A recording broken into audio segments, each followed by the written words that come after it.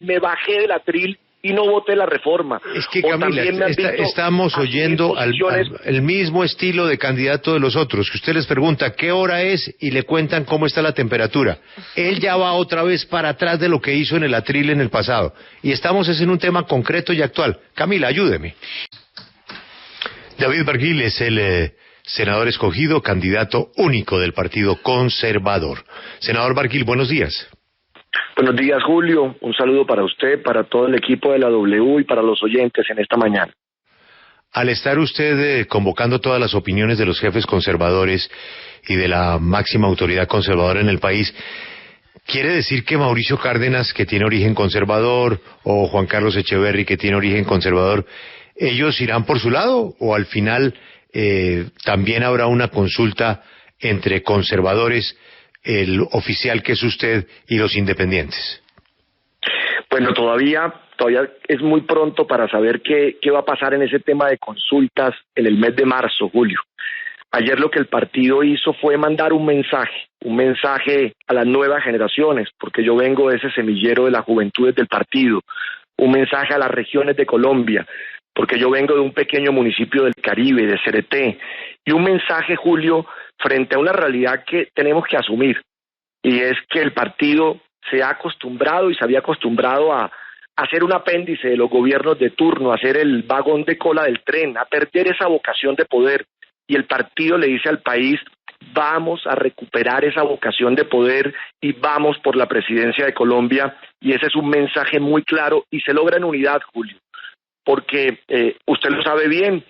Hubo un pronunciamiento de la bancada unánime alrededor de nuestra candidatura. Luego, en la ciudad de Medellín, los jóvenes del partido, nosotros somos el segundo partido con más candidatos a los consejos municipales de juventud, más de 3.000 en todo el país, me dijeron: David, a nombre de la juventud, sal adelante con la candidatura. Los directorios regionales, Julio, la base del partido. Yo tuve el privilegio de ser presidente de la colectividad con 32 años y me recorrí el país, ese país de la base conservadora. Acompañé la candidatura a la presidencia de Marta Lucía Ramírez y dimos una lucha por la colectividad, y luego pues logré recoger de eso porque se pronunciaron los directorios regionales apoyándonos, y ayer lo que pasó fue que unánimemente en el Directorio Nacional Conservador, que es la máxima autoridad del partido, todos salieron a apoyar nuestro nombre para liderar la candidatura y para presentarle un programa al país. Muy bien, todo eso está maravilloso, tendrá y requerirá su tiempo. Pero vamos a lo de fondo. Partido Conservador nunca ha tenido vocación de ganar unas elecciones recientemente. Partido Conservador siempre se acomoda al ganador a cambio de los mismos puestos. Les priva el Ministerio de Agricultura, les priva unas findeteres, donde haya presupuesto ellos se acomodan, no tienen problema, piden unas embajadas, por lo general son juiciosos con el gobierno de turno, y esa ha sido la historia del Partido Conservador en los últimos gobiernos. Nunca tienen candidato, nunca tienen realmente ganas de llegar al poder. Se acomodan por el lado fácil. Sacan una bancada de senadores y con eso atornillan un poder gracias a la presión que ejercen al gobierno de turno a cambio de puestos. Eso no lo vamos a discutir. Usted es la renovación. Generacionalmente usted se ve distinto. Usted se ha dado unas pelas en el Congreso con temas pues que no son populares y que históricamente los conservadores no tocan. Por ejemplo, meterse con los bancos, eso son palabras mayores. Usted lo ha hecho. Voy a un ejemplo concreto que nos permite medir su talante. Su partido, ese mismo que lo fungió, y por cuenta de las ansias de poder que tiene para la próxima elección de Congreso, está en la modificación de la Ley de Garantías. Van muy bien, galopando una modificación que es abiertamente inconstitucional según cualquier experto. ¿Y qué buscan con eso?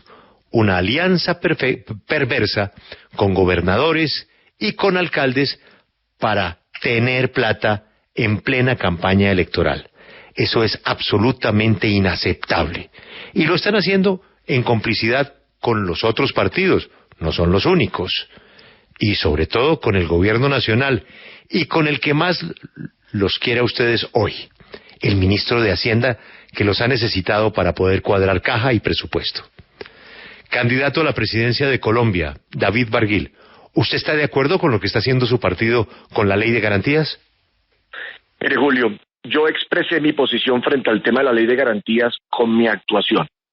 Y como usted lo dice, la mujer del César tiene que ser y parecer. Este era un debate que se podía dar de fondo, pero no tan cerca a las elecciones, que fue una de mis críticas. Se hubiera podido dar, por ejemplo, hace un año, en una comprensión que es que, por supuesto, llevamos año y medio utilizando todo el recurso de inversión para enfrentar la pandemia, la más dura crisis que hemos vivido en un siglo, para comprar vacunas, para sacar adelante las UCIs, para todo lo que se ha hecho en esta materia, donde ha tenido que el Estado salir a responder y donde, por ejemplo, de manera exitosa se ha adelantado ese plan de vacunación. Y hoy el reto es el empleo y la pobreza que esta pandemia nos deja, y ese presupuesto de inversión, por supuesto, tiene que llegar a las regiones. Por eso, si ese debate se hubiera dado hace un año en las comisiones primeras, que era donde correspondía para hacer esa modificación, pues bienvenido todos esos argumentos, porque hay argumentos válidos de quienes así lo defienden. Pero con la cercanía a las elecciones, pues no cabía, Julio. Y mire, le voy a contar con claridad mi postura. Ese mismo artículo se intentó incluir en la reforma tributaria donde yo fui el coordinador ponente, y ustedes lo recuerdan. Y ahí tuve la posibilidad, porque fui el coordinador ponente, el que estaba parado en el atril frente a la tributaria que permitió que pudiéramos garantizar los recursos para el PAEF, para el ingreso solidario, para las matrículas gratis de la educación superior pública, sin tocar a la persona natural, sin tocar IVA, sino simplemente aumentando el impuesto de renta a las empresas. Allí llegó ese artículo, y yo estando ahí parado en el atril, teniendo esa posibilidad, porque era quien coordinaba el debate, no permití que se incluyera. Luego vino el presupuesto, Julio. Yo he sido coordinador de muchos presupuestos, no el coordinador ponente en esta oportunidad. ¿Y sabe qué pasó? No firmé, Julio, la ponencia, porque no se retiró el artículo en segundo debate. Se logró una modificación en primer debate, porque como venía la redacción, incluso una redacción mal planteada, terminaba eliminando muchas más cosas. Y por lo menos en ese primer debate se logró que no se eliminaran todas esas cosas, sino simplemente se habilitara la posibilidad de los convenios para la ejecución del presupuesto de inversión, por supuesto, con licitación pública. Sin embargo, dije... Candidato Julio, le termino. Es que no estamos oyendo a un candidato de la vieja ola, de la época antigua, y usted es del futuro, usted es de la nueva ola. Déjeme terminar y le cuento. Pero es que es muy largo el rollo para una respuesta tan fácil. ¿Sí o no? Yo no lo acompañé, no firmé ni siquiera la ponencia. Y venga, le explico además por qué no voté. Y se lo cuento, porque hay confusión frente a eso. Esa norma es norma estatutaria. ¿Qué significa? Que necesita votación calificada. O sea, no es la votación simple. No es si hay 70 en el recinto, entonces con 36 votos lo pasan. Necesitaba 54 votos sin importar el número de personas que estuvieran. Pues lo que hice fue, y lo que había que hacer era retirarse para que no se consiguieran los 54 votos, y lo hice de manera pública, porque no estábamos de acuerdo con esa aprobación, sobre todo con la cercanía a la elección. Entonces, Julio, mis posiciones han sido siempre públicas. Yo me he dado pela, Julio, siempre en mi carrera pública. ¿Usted recuerda? No en esta tributaria, sino en la anterior. Pero senador, pero no, es que tenemos tiempo para la campaña, ¿no? Concentremos en esto y no en sus ejecutorias. Senador, ¿cómo se puede ser candidato de un partido que no piensa como usted? De un partido que lo que le gusta es eso, torcerle el cuello al presupuesto nacional. O sea, los senadores que se toman la foto con usted, los representantes a la Cámara, el jefe natural del partido, el jefe del partido, están fascinados con echarle mano a la plata del presupuesto en plena ley de garantías para las elecciones. Y usted nos va a tratar de convencer, como Germán Vargas Lleras y otros que han hablado, que usted no está de acuerdo, pero mientras tanto que los otros lo hagan. Julio, mire, en una democracia se asumen posiciones y posturas con el voto. Y eso es, digamos, lo que nosotros hemos hecho en cada una de las actuaciones en todo nuestro paso por el Congreso y de cara al país. Sin embargo, le digo algo, Julio. Uno y un demócrata no puede pretender simplemente que la posición que uno asume y si uno no gana con los votos suficientes, entonces uno solo es el bueno y los otros son los malos. Los que defendieron esa tesis, Julio, tienen unos argumentos de fondo.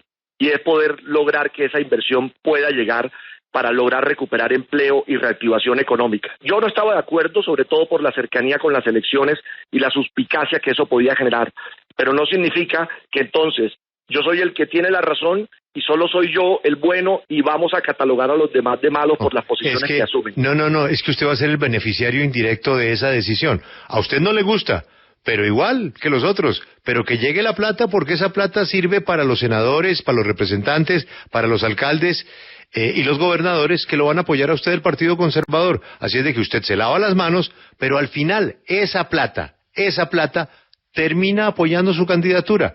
Y es muy triste que ahorita se vengan a acordar de que necesitan plata cuando habían podido planificar todo con anticipación a las elecciones para usar el dinero.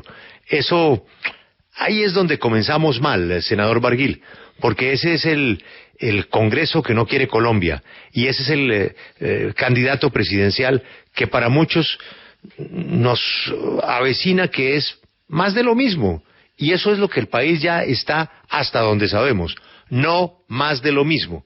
Usted dice, yo no estoy de acuerdo, pero yo acato las mayorías. Y si las mayorías le dicen que hay que acabar con los planes de alimentación escolar, entonces usted dice, no, pero fueron las mayorías las que los... Julio, más de lo mismo es repetir fórmulas del pasado, más de lo mismo es no atreverse a dar debates que este país necesita para sacar adelante a Colombia. Yo, usted lo sabe bien, me he dado pelas y he defendido posturas y tesis que creo que necesita el país para pasar de ese capitalismo de las roscas que hoy tenemos a una economía de mercado que piense en la gente. Y yo me he atrevido a dar esos debates porque creo que necesitamos estas transformaciones para sacar el país adelante. Y yo he asumido siempre postura, Julio. Usted me vio en la pasada tributaria, por ejemplo, bajarme del atril cuando cuando se presentó una proposición para darle una gabela, por ejemplo, a la industria farmacéutica, y yo estaba de coordinador ponente y me bajé del atril y no voté la reforma. Es que, Camila, estamos oyendo el mismo estilo de candidato de los otros, que usted les pregunta qué hora es y le cuentan cómo está la temperatura.